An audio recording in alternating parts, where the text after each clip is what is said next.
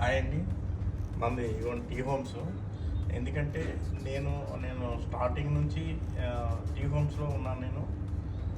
Tea హోమ్స్లో ఉండి నేను ఏం సంపాదించుకోవడం ఎలా చేశానో అది అది నాకు తెలుసు. ఎందుకంటే నేను ఎంత కష్టపడ్డాను ఫస్ట్లో.